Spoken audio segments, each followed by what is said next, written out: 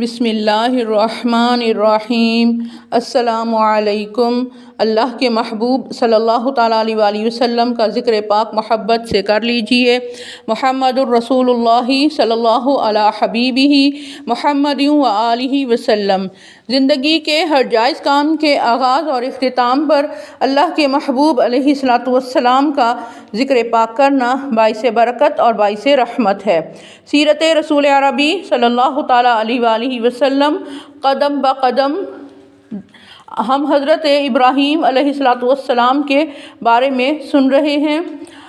آپ علیہ السلام نے اپنی قوم کو بہت سمجھایا کہ ان بے بس اور بے اختیار بتوں کو چھوڑ دو اور اس کی عبادت کرو جو معبود حقیقی ہے، لیکن آپ کی باتیں ان کی سمجھ سے بالاتر تھیں۔ وہ انہیں سمجھ نہ سکتے تھے اور اپنی ضد پر اڑے رہتے۔ آپ علیہ السلام نے ان کے بتوں کی بے بسی کو ظاہر کرنے کے لیے ایک ایسا طریقہ اختیار کیا کہ جس نے ان سب کی آنکھوں سے پردہ اٹھا دیا۔ ایک دفعہ ان کا قومی جشن تھا۔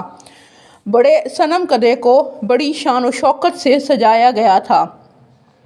چھوٹے بڑے بتوں کے سامنے لذیذ اور تازہ مٹھائیوں کے تھال بھر کر رکھ دیے گئے تھے۔ ساری قوم جشن منانے کے لیے شہر سے باہر کسی کھلے میدان میں جمع ہو گئی۔ بت کدہ اپنے پجاریوں سے خالی ہو گیا تو حضرت ابراہیم علیہ السلام بت کدے میں داخل ہوئے۔ ایک وزنی اور تیز کلہاڑا ان کے ہاتھ میں تھا۔ ان جھوٹے خداؤں پر آپ علیہ السلام حقارت بھری نظر ڈالتے ہیں۔ کسی کا کان، کسی کی ناک، کسی کا بازو، کسی کی ٹانگ کاٹتے چلے جاتے ہیں۔ آخر میں ان کے سامنے رکھی ہوئی مٹھائیوں کے تھال اٹھا کر بڑے بت کے سامنے رکھ دیتے ہیں اور کلہاڑا اس کے کندھے پر سجا دیتے ہیں۔ اپنا کام مکمل کرنے کے بعد واپس تشریف لاتے ہیں اور کفار کے رد عمل کا سامنا کرنے کے لیے قوم کی واپسی کا انتظار کرنے لگتے ہیں۔ شام کو جب قوم واپس آتی ہے، اپنے بتوں کی حالت دیکھ کر ان پر سکتے کا عالم طاری ہو جاتا ہے۔ یہ خبر جنگل کی آگ کی طرح سارے شہر میں پھیل جاتی ہے۔ ایک حشر برپا ہو جاتا ہے۔ اپنے خداؤں کی یہ درگت دیکھ کر ان کے حواس اڑ جاتے ہیں۔ مجرم کی تلاش شروع ہو جاتی ہے۔ حضرت ابراہیم علیہ السلام اور ان کے نظریات سے کون واقف نہیں تھا؟ سب کے ذہن ان کی طرف ہی جاتے ہیں۔ لہٰذا حضرت ابراہیم علیہ السلام کو پکڑ کر نمرود کے پاس لایا جاتا ہے۔ وہ پوچھتا ہے، کیا ہمارے خداؤں کے ساتھ اے ابراہیم تو نے یہ حرکت کی ہے؟ آپ نے فرمایا، اے عقل کے اندھو، مجھ سے کیا پوچھتے ہو؟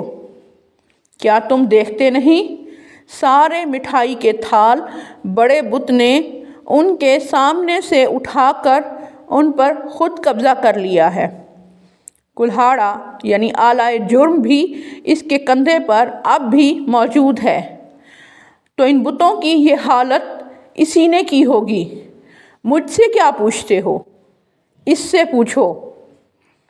اگر وہ حقیقت سے پردہ اٹھا سکتا ہے تو اٹھا دے گا۔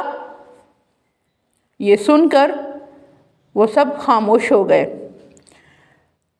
کچھ دیر کے بعد پھر بولے کہ اے ابراہیم، آپ جانتے ہیں یہ بول نہیں سکتے۔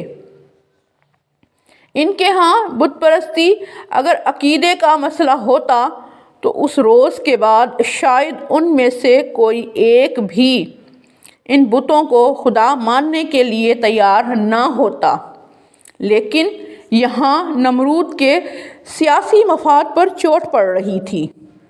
اس کا تخت شاہی ڈولنے لگا تھا، اسی لیے اس نے فوراً اپنے آمرانہ اختیارات کو استعمال کرتے ہوئے یعنی ظلم کرتے ہوئے آتش کدہ بھڑکانے کا حکم دیا۔ حکم شاہی کی فوراً تعمیل کی گئی۔ آپ علیہ السلام کو باندھ دیا گیا اور آتش کدے میں پھینکنے کی تیاری مکمل کی گئی۔ عالم بالا میں شور مچ گیا۔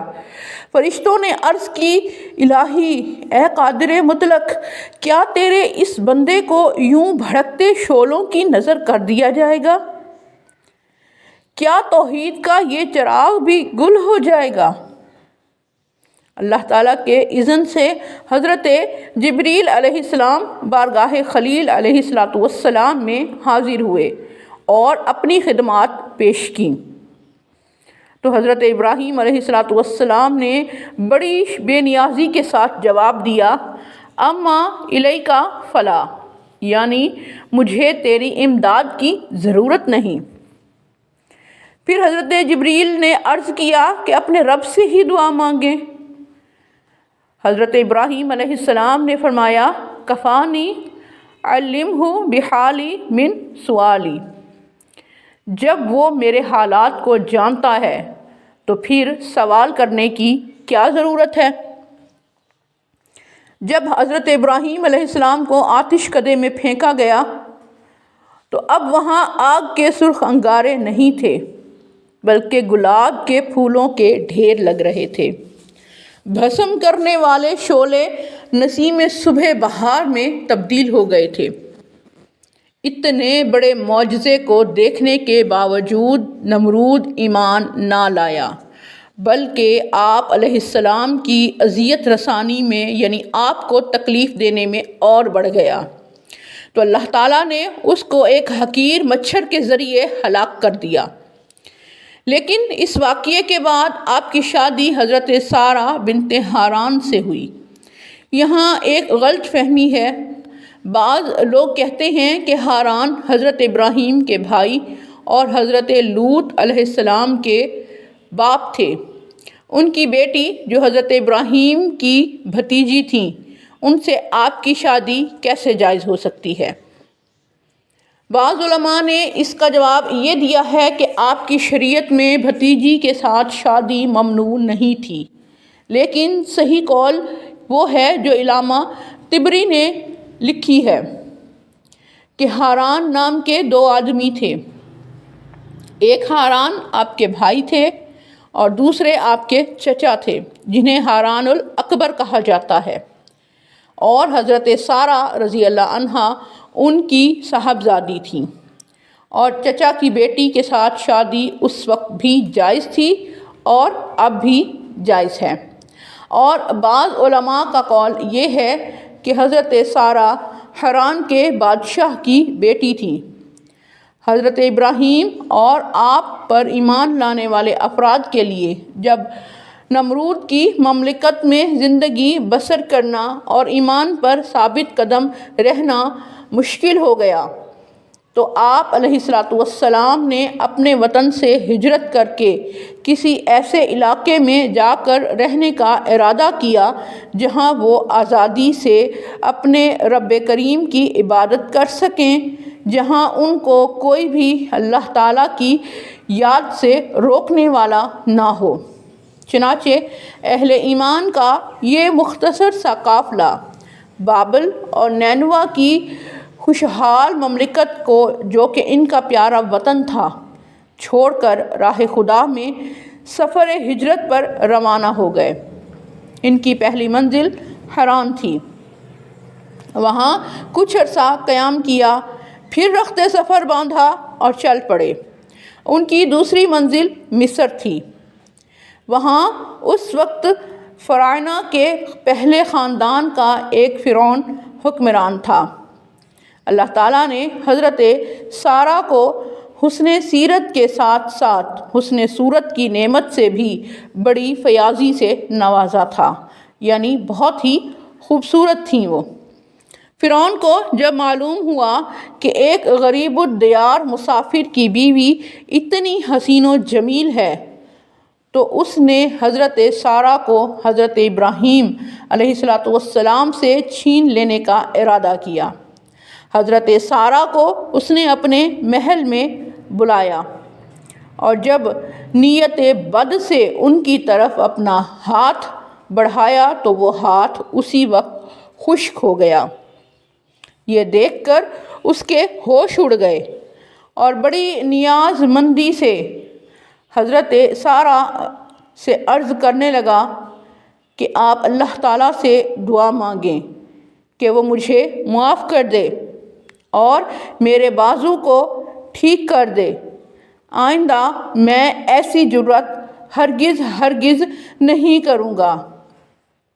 تو حضرت سارہ نے دعا کے لیے ہاتھ اٹھائے اور عرض کی، اللہم ان کان صادقا فاطلق یدہ، یعنی اے اللہ اگر یہ سچا ہے تو اس کے ہاتھ کو درست کر دے۔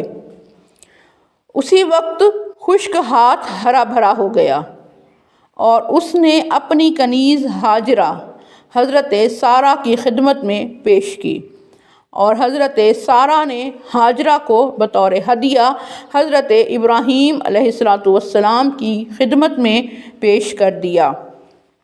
سیرت رسول عربی صلی اللہ تعالیٰ علیہ وآلہ وسلم قدم بہ قدم جاری ہے۔ حضور علیہ السلام کے نسب پاک کے بارے میں ہم سن رہے ہیں اور حالات زندگی حضرت ابراہیم علیہ السلام کے ہیں۔ محمد الرسول اللہ صلی اللہ علی حبیبہ محمد و آلہ وسلم۔